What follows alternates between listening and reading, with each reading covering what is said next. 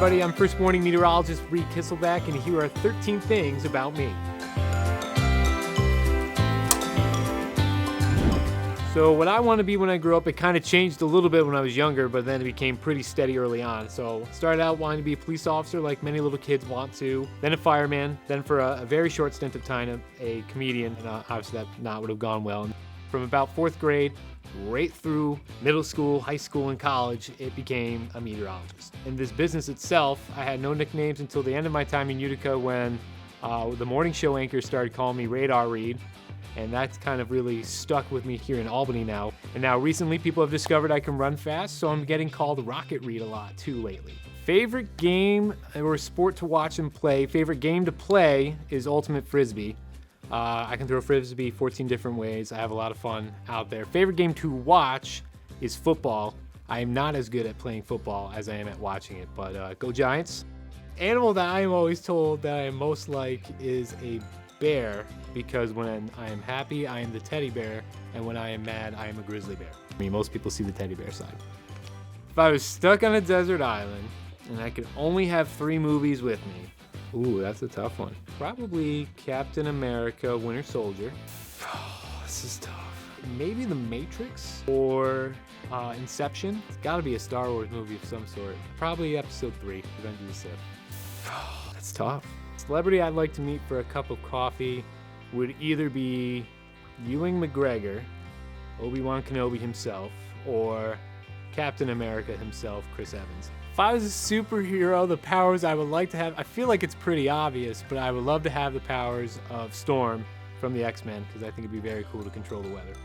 When I'm not working, I like to be out, usually exercising, so going for runs. I also like to get around and explore the area, try some new restaurants I haven't been to here in the capital region, and of course hanging out with friends. I first realized I wanted to be a broadcast meteorologist in college. I had already known that I wanted to be a meteorologist. I just didn't know what field of meteorology I wanted to do, and so when I was at Albany, I interned at every possible place I could. 2 things that inspired me to become a meteorologist. First is I actually have a relative who was fatally struck by lightning right before I was born, so whenever we had severe weather, there is a very interesting dynamic in my household growing up of just how bad it could be and how seriously we took it. So that kind of sparked some curiosity into just why can the weather get as bad as it does and what causes all these things to happen. And that interest of the meteorology side for me from that side was I didn't want to see that happen to anybody else's family like it did to mine. And the other one that really intrigued me was Hurricane Katrina back in 2005. That summer when I was off from school, my eyes were glued to the Weather Channel watching Jim Cantori and Stephanie Abrams cover that. And I would watch that and go, I just want to do that. That looks amazing.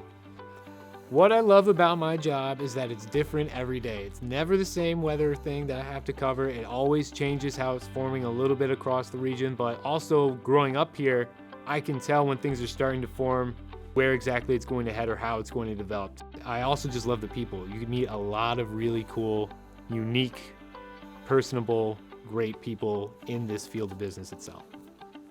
I think right now the most fulfilling part for this job for me is being able to do this in my hometown. So there's a lot of people who helped me get to this point, and now I'm giving them a forecast every day, and so I get to help them back after they've given me so much to help me get to where I am now. What excites me about the future is that it's always changing. So there's always something new and exciting heading our way. There's always some sort of new advancement in the weather technology that we use that makes forecasting a lot easier in some aspects, but it's also really cool and interesting to learn about it.